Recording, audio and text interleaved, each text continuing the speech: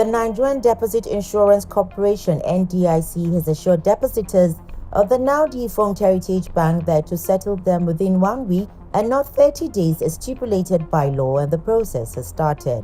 Managing Director of the NDIC, Bello Hassan, who disclosed this in Abuja, also informed the press that they would go after debtors owing Heritage Bank about 700 billion naira. He said depositors' funds amounts to about 650 billion naira, and there are 2.3 million depositors of the bank.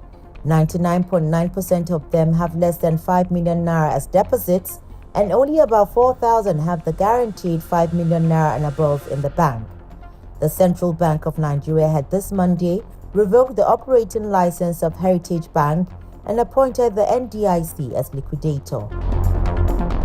The Central Bank of Nigeria (CBN) has denied allegations suggesting that it plans to revoke the licenses of 3 banks after Heritage Bank plc. The Apex regulator, in a statement by Mrs. Hakama Sidi Ali, Acting Director of Corporate Communications, stated that the claims are baseless and aimed at creating unnecessary panic within the financial sector. It adds that banks have begun submitting implementation plans for the banking sector recapitalization program in compliance with the CBN circular reviewing the minimum capital requirements for commercial, merchant, and non-interest banks. CBN assured the public that the Nigerian financial system remains robust and resilient. The Presidential Fiscal Policy and Tax Reform Committee has proposed a slash in the cost of collection by revenue-generating agencies of government to 1%.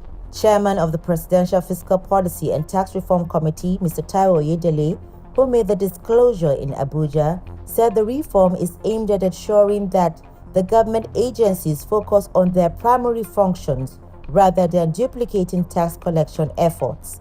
He said the need to cut the cost of revenue collection to 1% is in line with international best practices.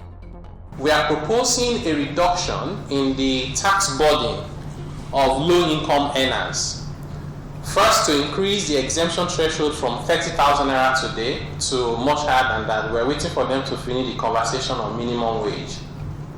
At a minimum, whatever the minimum wage is should be exempted from personal income tax.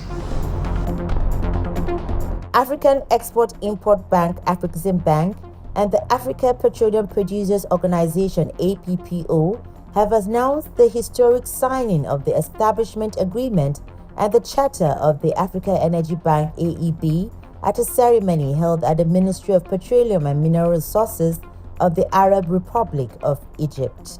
Professor Benedict Orama, President and Chairman of Board of Directors Afreximbank, and Dr. Umar Farouk Ibrahim, Secretary General of APPO, signed the establishment agreement and the charter of the Africa Energy Bank on behalf of their respective institutions. The signing ceremony concludes 2 years of negotiations and preparations by both parties, having signed a memorandum of understanding in May 2022 towards the establishment of the AEB. The AEB was created to address the impending funding crisis in the African oil and gas industry triggered by the global energy transition. Traditional financiers on whom Africa has relied for decades are withdrawing support, particularly in Africa, citing climate change concerns as the primary reason. South Africa's cable television company Multichoice says it considers the $2.9 billion buyout offer made by the French TV channel Canal Group to be fair and reasonable. According to a Reuters publication, this was revealed by an independent board set up by a South African company on the deal. Canal Plus, a top shareholder in Multichoice with a 45.2% stake, had on February 2, 2024 reportedly made a proposal to buy the remaining shares at the South African firm at $1.69 billion.